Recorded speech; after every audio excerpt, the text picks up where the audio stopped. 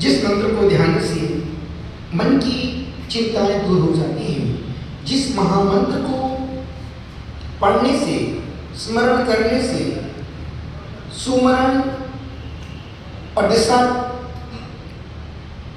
की ओर कदम निरंतर वर्तमान होने लगते हैं। दुनिया का इकलौता नमोकार महामंत्र है जिस मंत्र को पढ़ने से व्यक्ति आज तक भटका नहीं।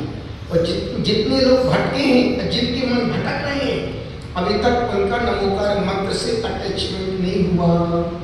चलते हैं, उस मंत्र को पढ़ते हैं जिस मंत्र से कंकर शंकर बन जाता है। उस मंत्र को पढ़ते हैं आगे, उस मंत्र को पढ़ते हैं जिस मंत्र को पढ़ने से लाइट आ जाती है। पूरे मन के साथ, बड़े मन के साथ ओ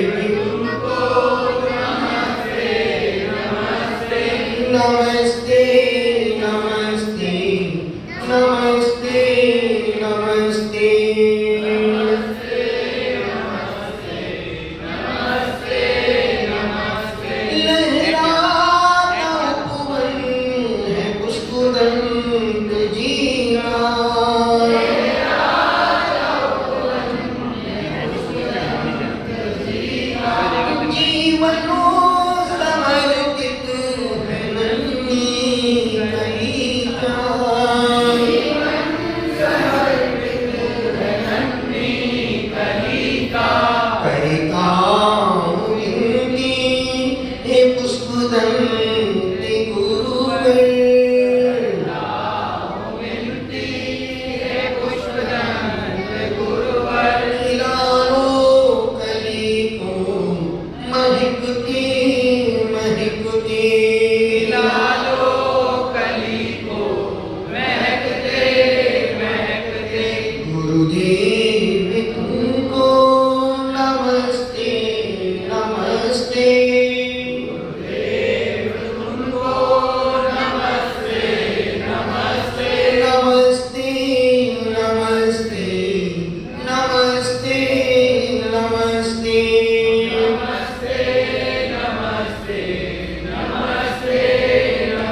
जोड़ी जोड़ी चल के पड़े आगे जोड़ी जोड़ी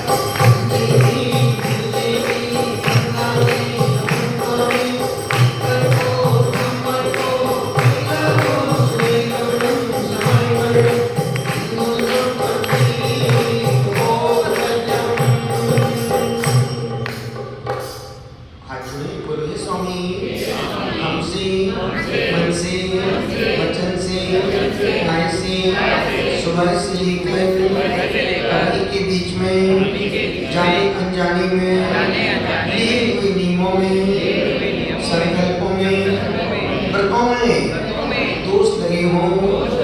अष्टमी के दिन यदि हमने अपने किसी भी प्रकार के व्रतों में कोई भी नियम संकल्पों में दोष लगाया हो, आप हमें आज अष्टमी का राशि देकर शुद्धि करो। हाथ ऊपर करो, बोलो हे स्वामी हम रात्रि में सोने से पहले आलोचना पाठ और 5 मिनट नमोकार मंत्र पढ़ेंगे। अष्टमी का दिन है, यदि आप आज नहीं पढ़ पाए तो बेकार है फिर अपना, है ना। तो एक बार आलोचना पाठ पढ़ना, फिर 5 मिनट नमोकार मंत्र पढ़ के और फिर जो करना सो करना। बोलो पंच परमेष्ठी भगवान की। चल रहे वर्षा युग के दरमियान रोज रोज दिन बढ़ते जा रहे हैं और वहां दिन कम होते जा रहे हैं।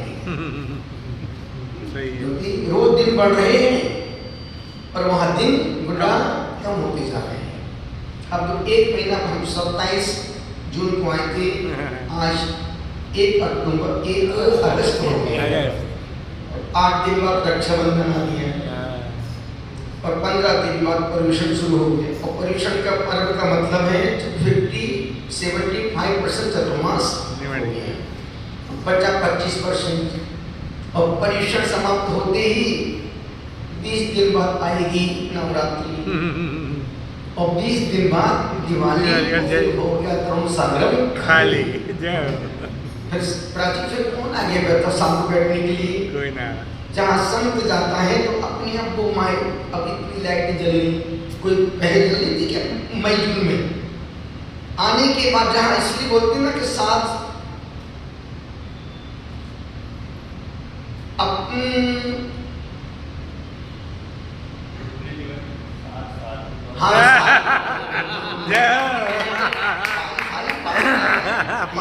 जियो तो चली गया, ये काम कर रहा है पर सर्चिंग में रहता है।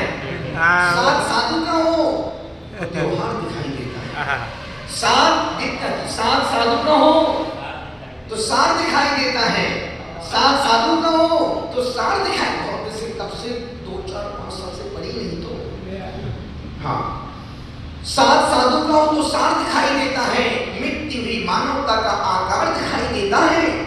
होली, दशहरा, दिवाली आते हैं और चले जाते हैं, जहां संत विराजमान हो जाए वहां हर दिन त्योहार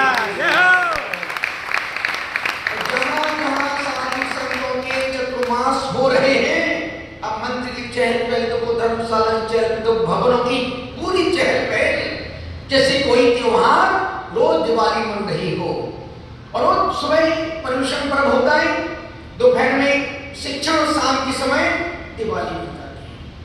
अब जो भी तरुण साल पहले कैसे कितना अच्छा लग रहा है, दिवाली के बाद आना अभी क्या अच्छा लग रहा है, संग है इसलिए अच्छा लग रहा, नहीं तो वही भगवान, वही मंदिर, वही गेट, वही सब कुछ, 5 लोग दर्शन करने वाले भी नहीं मिलते हैं, मंदिर वही है। अभी नहीं तो जो मई जून में पहले 2 लोग अभिषेक करने वाले, अभी तो देखो तो शानदार कुल 50,000, 2 लाख, 2.5 लाख, 3 लाख, भगवान वही है। कंपटीशन हो रहा है, इनका भी समय बदल गया, अपने मनुष्य सबके दिन बदल जाते हैं। आप किसी को भी आप जो भी एयरपोर्ट पहुंचते हैं भैया वहां चलो, अच्छा जो बाबा जी आए, चलो भैया चलो, निवेदन कर रहा हूं। कहते हैं ना कितना जीवन है ये हमारे हाथ में नहीं है, कितना जीवन है ये हमारे हाथ में नहीं है, परंतु कैसे जीना है, कैसे रहना है, ये तो हमारे हाथ में है। एक पल का किसी को भरोसा नहीं है, और एक पल में क्या करना है, कैसे रहना, कैसे हंसना, और ध्यान रखना, रोते रोते जियोगे अपने भी पराये हो जाएंगे, रोते रोते जियोगे अपने भी पराये हो जाएंगे, और हंसते मुस्कुराते जियोगे तो पराये भी। इसलिए रोते रोते क्यों जीवन जीना, जीना तो है ही, कुछ ही रहे हो, फिर क्यों रोना। तो ध्यान रखना, पड़ोसी कभी तुम्हारे आंसू पहुंचेगा नहीं, तुम्हारे आंसू की खिल्ली उड़ाएगा, मजाक बनाएगा, और अपनों और जितने उसको फ्रेंड से करें सब वो आते फलान से खूब रो रहे थे, बड़े सब दुखी थे, मरने की बात कर रहे थे। अच्छा कहते हैं जब भी रोना प्रभु और गुरु के चरणों में जाए, और वो भी ना मिले तो छत पे चले जाना, दीवार के पास बैठ जाना, माथा नहीं मारना, दीवारों से मिलकर रोना अच्छा लगता है बेटा, दीवारों से मिलकर रोना अच्छा लगता है, हम भी पागल हो जाएंगे ऐसा लगता है। रोते रोते जिंदगी जियोगे कोई आंसू पहुंच, क्योंकि पड़ोसी के खुद उसका खुद रुमाल गीला है, कैसे तुम्हारे आंसू पहुंचेगा। और आंसू पहुंचने, आंसू अपने दुखड़े को कभी किसी रिश्तों में मत शेयर करो, और आज की तारीख में तो और करना ही मत, वो तुम्हारा साथ नहीं देंगे बल्कि और तुम्हारे नंबर को ब्लॉक कर देंगे। ये तो चाटने वाला जा रहे भैया, रोज चाटता रहे भैया, मांगने वाले भैया तो मांग लिया है। निवेदन कर रहा हूं, कैसे जीना है ये आप हम पर निर्भर करता है। जीने की दिशा सही हो और विवेक पूर्वक चल रहे हो तो कभी भी मंजिल लक्ष्य से दूर नहीं हो सकती, अन्यथा चलते रहो चलते रहो चलते रहो, और चलते चलते मंजिल तो नहीं मरघट मिलेगा, मंजिल नहीं मिलेगी, क्यों लक्ष्य नहीं है कोई। पर मैं आज के आदमी की भाग दौड़ देख रहा हूं, गति से देखो ना, जितनी बार ट्रेन निकलती है तो फिर आती है, जितनी फुल जहां से खुल जाती है वहां से आधी आती है, यहाँ से खुल जाती है वहां से आधी आती है, यहाँ से फुल आती है वहां से आधी आती है। कितना है और आदमी कुछ भाई कहाँ जा रहे हो, कुछ नहीं बस जा रहे हैं। क्यों जा रहे हो, यूं ही जा रहे हैं, कुछ काम है नहीं, टाइम पास कर रहे हैं। आज का आदमी सिर्फ टाइम पास के अलावा और कुछ कर ही आज आप एक काम करना, जब रात को सोने की कमरे में जाओ एक कागज पेन लेना और देखना कि आज हमने सुबह से अभी तक कितने अच्छे काम किए, 10 अच्छे काम लिखना, और ये देखना कि आज हमने कितना टाइम पास किया है। जिस टाइम पास का मतलब जिस वक्त को खराब करने से हाथ में रिटर्न कुछ भी ना मिला हो। जब आप रात को सोने जाओगे ना तो सोचती रहो तो याद किया क्या गए, बस तरुण साहब गए थे, बस वहीं बैठ गए बस गए थे, अब दूसरा कुछ हुआ ही नहीं, गए थे मंदिर की गति, मंदिर की गति, मंदिर की गति, और जाके बस। और अब उसके बगल में देखना कि हमने आज सुबह से कितना टाइम पास किया है, कुछ जीरो ही हाथ आएगा और हम उसमें समय बर्बाद करते हैं जिससे कुछ भी रिटर्न वापिस नहीं आता है। अब आज का समय वक्त को बर्बाद करने का बिल्कुल नहीं बचा। पहले जब हम आज से 4-5 साल पहले टाइम होता था, करते थे, देख रहे हैं, पढ़ रहे हैं, कुछ नहीं, लेकिन अब एक मिनट लगता नहीं है, एक मिनट व्यर्थ नहीं जाने देते। और दुनिया में, जिंदगी में विजय भाई, किसी की कितनी बड़ी समस्या हो, 2 मिनट से ज्यादा बड़ी समस्या नहीं है। यदि आपसे नरेंद्र मोदी कहे विजय शेठी तो मैं 1 घंटे का वक्त देता हूँ, तुम प्रधानमंत्री से 1 घंटे में क्या बात करोगे? क्या बात करोगे प्रिया? यदि बोलने से तुमको 5 साल में सीएम 1 घंटे का समय देगा, क्या बात करेगा? तो घंटे निकाल देगा। लेकिन कहने का मतलब है 1 मिनट 2 मिनट से ज्यादा कोई समस्या संसार की है ही नहीं। उसी बात को हम 1 घंटे में भी कह सकते हैं और उसी बात को हम 1 मिनट में बोल करके भी बाहर निकल सकते हैं। वही बात 1 मिनट में पूरी हो जाएगी और वही बात 1 घंटे तक चलती रहेगी। कहना वही है। यहां लिख रहे हैं वाल्मीकि प्रसन्न सागर महाराज, अपनी मन की दुष्प्रवृत्तियों को, मन की दुर्बलताओं को छोड़कर अपनी आत्मिक शक्ति, आंतरिक विभूतियों, आत्मविश्वास को जानकर जीवन जिए। वरना ये सच है कि खुद का भरोसा, खुद का विश्वास ही जिंदगी में काम आता है। जब भी हमने दूसरों पर अति भरोसा किया है, तब हमारा दिल चूर चूर हुआ है। आज ही तो सुबह बैठा था, बोले महाराज जी हमको कभी उम्मीद नहीं थी, 2 भाई हैं और दोनों भाई सीए हैं, दोनों की बहू सीए। वो बच्चा मकान बनवाने के काम में लगे बिजी रहा होगा, चलो सोचा चल भाई के साथ करते हैं और साथ में बैठने लगा। कोई नहीं, तुम अपना काम देखो। जो पहले एक दूसरे के बिना खाना नहीं खाते थे, अब वो एक दूसरे के बिना एक दूसरे को दिखना नहीं चाहते। हम क्या कहता देख, जिंदगी है, तुम उस कार्य के लिए अपने मन को खराब मत कर। उसकी माँ बोलती मनासी, दोनों बच्चे आपस में एक दूसरे को मुँह नहीं देते हैं और एक दूसरे का पाप हुआ। हमने कहा बेटा कल अपना शाम का यही प्रसंग था और कल की सारी बातें उस पर ही निकली। जिंदगी में मर जाना पर बैठ के गांठ बांध के मरने की, तब भाई तो कुछ भाई तो भाई है, तू पैसों की भाई से रिश्ता बना के चल रहा था, मुझे बात मत लगा, जो तेरे भाई का होगा और तू खुद अपना काम शुरू कर और तू खुद 1 साल 6 महीने में स्ट्रॉन्ग मजबूत हो जाएगा, क्योंकि तेरी बीवी खुद सीए है, तू भी सीए। तो कहने का मतलब है मिनटों में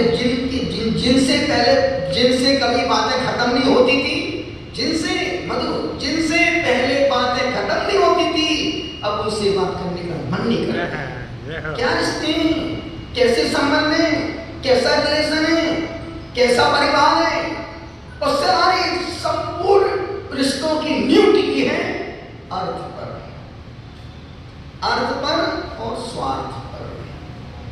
इसलिए प्रशंसा इसमें लिख रहे हैं। अन्यथा आज का आदमी अपने जीवन में केवल नष्ट भ्रष्ट होने वाली संपदा के लिए खून पसीना बहा रहा है और उसी के सहारे महान बनने का सफल प्रयास कर रहा है। संसार का वैभव एक मादक पदार्थ है जो अनेक प्रकार की उन्मादों को जन्म देता है, जिसके फेरे में फंसकर हमने जो अर्जित किया, पुण्य कीर्ति तप साधना वो यही नष्ट हो जाएगी। और यहां से खाली हाथ विदा कर दिए जाओगे। अब यहां से खाली हाथ नहीं जाना है। अब तब त्याग, संयम और पुण्य धर्म के अपार वैभव से संपन्न होकर के अभी तक तो 2 मुट्ठी लेके आए थे। अब जब यहां से जाओ, और हमेशा बोलता हूं अपने प्रवचनों में कि जिंदगी में मरने से पहले एक कोई व्रत करके मरना। नियम व्रत नहीं है, व्रत का मतलब व्रत संकल्प पूर्वक जो लिया जाए और संकल्प पूर्वक जो किया जाए, बस वही व्रत है। जैसे भक्तांबर का व्रत है, तत्वार सूत्र व्रत, दिन से नाम का है, नमो का, कोई भी एक व्रत करके ही मरना। और व्रत करने का मतलब है तुम्हारी अभी खोटी आयु का बंध नहीं हुआ है। जिनकी खोटी आयु का गति बंद हो जाता है, वो लोग, उनका मंदिर जाने का मन नहीं करता, अभिषेक करने का मन नहीं करता, गुरुओं के पास जाने का मन नहीं करता, आहार देने का मन नहीं करता, शुभ कार्यों में एक्टिव नहीं होना चाहते। कौन जाकर मैं नहीं जाता। जिन जीवों से रात्रि भोजन नहीं छूटेगा, और अष्टमी चतुर्दशी को तो बाजार में जाके खाएंगे, क्यों? उनको अभी दुखों का अंबार झेलना है। और आज जितना हमारे पास जो है, पिछले जन्मों का पुण्य की कमाई है। आज के जीवन की पुण्य की कमाई हमारे पास सुई के नोक के 20वां भाग भी नहीं है। सुई के नोक के 20वां भाग भी नहीं है। इतने से पुण्य में हम इतने फूल रहे हैं। जरा सा जमीन बढ़ जाती है, छाती खुल जाती है, 2-4 मकान बढ़ जाते हैं, अकड़ आ जाती है। उसको ये नहीं पता कि सारा जमीन, सारे मकान, सारा वैभव एक श्वास रुकी कि सब कुछ बेकार, सिर्फ और सिर्फ काम आएगा तुम्हारे धर्म, परोपकार, सत्संग, त्याग, व्रत, नियम, संयम ही तुम्हारी जिंदगी में मरने के बाद यही काम आएगा। कहते हैं ना, संसार में 4 प्रकार के लोग हैं प्रिया, 4 प्रकार के लोग हैं संसार में, 4 प्रकार के लोग हैं। एक वो है जिनके पास यहां है पर वहां नहीं है। जिनके पास, पहले वो जिनके पास यहां है वहां कुछ भी नहीं है। दूसरे वो जिनके पास वहां है यहां नहीं है। तीसरे वो है जिनके पास यहां भी है और वहां भी है। और चौथे वो है ना यहां है और ना। आप कौन से नंबर के हैं? आपने जो दोनों हाथ, दोनों मुट्ठियों में लड्डू है, यहां भी है और वहां भी है। निवेदन कर रहा हूं, 4 प्रश्न पूछेंगे। एक व्यक्ति ने भगवान महावीर स्वामी के समोशरण में, जैसे वो व्यक्ति समोशरण में गया, भगवान महावीर को देखा, महावीर मर जाओ। पूरी समोशरण की सभा सुई पटक संगठन, कैसा बिल्कुल मूर्ख आदमी आया। महावीर से बोलता मर जाओ। फिर खड़े होकर यहां वहां देखता है, वहीं शरणिक बैठा था। शरणिक तुम जीते रहो। शरणिक के बगल में राजा शरणिक का बेटा बैठा, अभय कुमार बैठा था। अभय कुमार, चाहे तुम जियो चाहे मरो। और उसके पीछे एक व्यक्ति और बैठा था।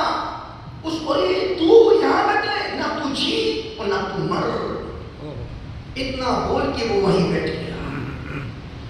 शरणिक को पेट में खलबली मच गई, बेचैनी पड़ गई कि यार यह अजनबी व्यक्ति, महावीर से बोलता तुम मर जाओ, हमसे बोलता तुम जीते रहो, मेरे बेटे से बोलता जियो चाहे मरो, और उस व्यक्ति से बोलता तू ना जी तुम ना मर।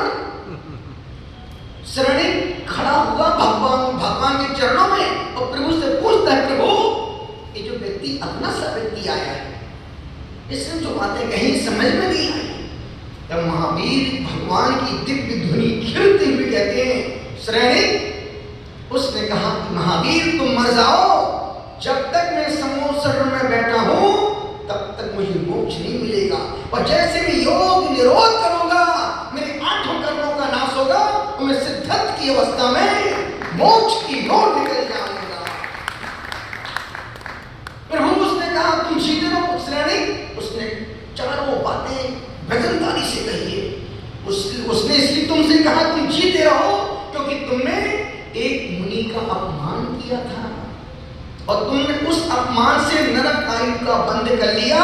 लेकिन तुम जब तक जियोगे, धर्म ध्यान करोगे, परोपकार करोगे, सत्संग करोगे, दान दोगे और जैसे ही मरोगे तुमको नरकों के दुख भोगना पड़ेंगे। इसलिए उसने कहा तुम जीते रहो।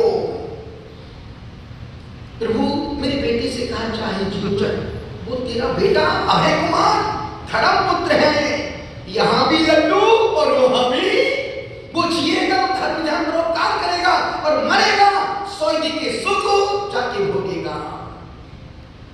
फिर वो जो चौथा उस व्यक्ति से कहा ना तू जीव ना तू मर। अरे श्रेणी, वो व्यक्ति तो कसाई है,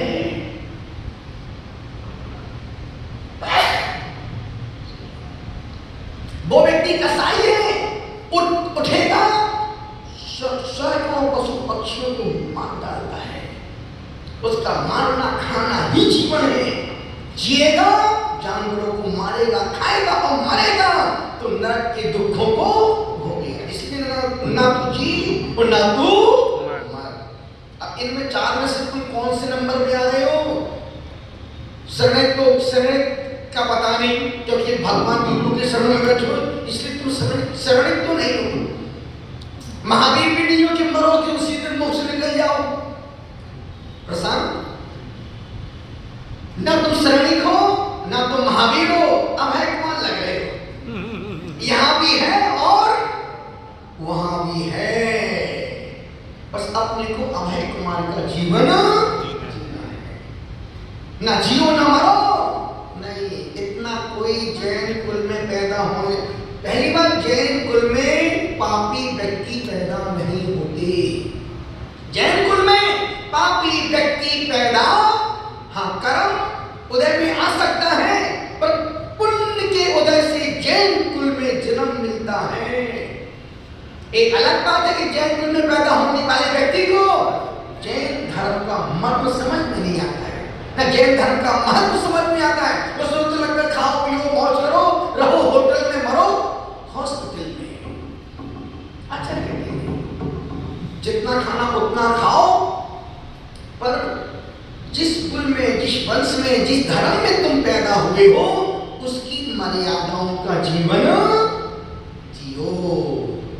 तो जरा सी बात तुम्हें भाई भाई में छत्ती से जाती है। आचार्य कहते हैं यहां तो अब यहां से खाली हाथ नहीं जाना है, अब यहां से व्रत संकल्प। अभी हमारे 3 दिन के विधान में हमारे निगम सराय महाराज साहब 3 उपवास किए, परमन सब उपवास किए, निर्जला, परे भी नहीं रहे, लौकी नहीं घिसवाई, पेट पे मिट्टी नहीं लगवाई, गीली पट्टी। देखा किसी उपवास में महाराज जी का तीसरा उपवास है, कल चौथा होगा, 3 तारीख को पाना होगी। 3 तारीख को पाना देखा कभी लौकी माथे पे माथो दुखे, सिर दुखे, पेट दुखे, घुटनों दुखे, कमर दुखे, काई करो, कछु नहीं करो। यहाँ सब रेकी मास्टर हैं, सबके पास रेकी जा रही है, ना गिलास सूखता है ना चेहरे पे झुर्रियां पड़ती हैं।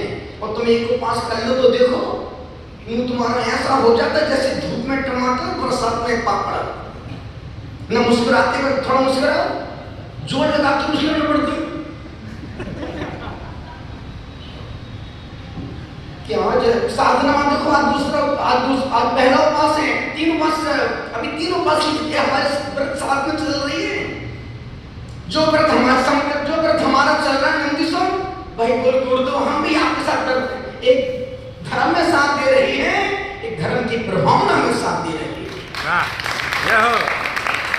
इसलिए तो धर्म का माता पिता कहा तो भैया धर्म, हमारे तो धर्म के माता पिता डॉक्टर सुशील जी मां साधना जी। और आज से नहीं, आज 35 साल हो गए, 35 साल। पर इनने कभी सोचा नहीं था कि हम भी कभी धर्म के रूप में इस प्रकार से साथ देंगे। निवेदन इतना सा कर रहा हूं अनुरोध आपसे कर रहा हूं, सबके उपवास पूरे संघ में आज 8-9 और आज से 2 पिच्छी कहां हुआ, बाकी 14 पिच्छियों के उपवास थे। और 2 पिच्छी इसलिए आज करने गई क्योंकि उनका जो व्रत चल रहा है वो व्रत के अंतर्गत आज का दिन है। अगर कभी हमारे व्रत में चतुर्दशी आएगी, करना पड़ेगा, कौन मरेगा? क्योंकि हम लोगों की व्रतों में रोज चतुर्दशी और रोज अष्टमी है। अष्टमी चतुर्दशी तो गृहस्थों श्रावकों के लिए, पर हमारी निवृत्ति के लिए चतुर्दशी अष्टमी पर्व आते हैं। तो निवेदन इतना सा कर रहा हूं, अनुरोध कर रहा हूं, कितना जीवन है ये हमारे आपके हाथ में नहीं है, परंतु कैसे जीवन जीना है, कैसे रहना है और कैसे मरना है ये हमारे हाथ में है। और मुझे तो वो बात ये बहुत अच्छा लगता है, प्रशांत जो अष्टमी चतुर्दशी को उपवास करता बंदा, किसी बेटा किसी अच्छी कंपनी में जॉब करता है और 1-2-3 साल से चल नहीं रहा है। अपन तो यहाँ तो अच्छे लोग अष्टमी चतुर्दशी होते हैं, भोजन नहीं छोड़ पाते हैं, वो तो भोजन देखता भी नहीं है, फिर भी पूरा काम करना, जॉब करना, पूरे कर्तव्यों का निर्वहन करना। जिनकी जिंदगी की भवितव्यता होनहार अच्छी होती है उनको परमात्मा वैसी हिम्मत भी देता है, वैसी शक्ति भी देता है। और जिनकी होनहार अच्छी ही नहीं है, कितना ही गुरुदेव बोल दे, कितना ही स्वार्थता में सुन लो, तब भी वो बातें अंतर तक नहीं पहुंच पाती है। जिंदगी में सुख का भंडार होगा, गुरुओं की बात समझ में आएगी, और दुखों का अंबार होगा, बात समझ में नहीं आएगी। और तुम्हारे धर्म ध्यान पूजा पाठ त्याग से हमको कौन सा मोक्ष मिलेगा? नीलू नीलू कौन सा हमें मोक्ष मिलेगा, स्वर्ग मिलेगा? यदि कुछ अच्छा होता है गुरु की प्रेरणा से तो सिर्फ तुम्हारे जीवन के अच्छे के लिए बोलते हैं। बाकी दुनिया जाए, अरे को घर में जाए, मंदिर में जाए, दुनिया जाए आयुषी, दुनिया जाए मंदिर में, भाड़ में नहीं, मंदिर में, कलकत्ता की बेलगछिया में। निवेदन इतना सा कर रहा हूं, आज बड़ा मन था कि अपन आज चैत्र भक्ति की शुरुआत करेंगे। चैत्र मतलब चैत्र भक्ति, चैत्र मतलब मूर्ति, चैत्यालय, आलय मतलब मंदिर। अब ये पहले अपन नंदीश्वर भक्ति पढ़ी थी। हाँ, कौन सा आप बैठ जाओ, दिगंबर भाई एक्टिव है यहाँ भी और वहाँ भी।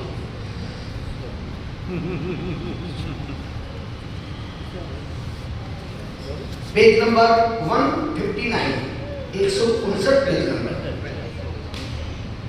इसको तो पूरी याद है नहीं। हमको अच्छा सोचेंगे, अच्छा हमको अच्छी बोलेंगे ना,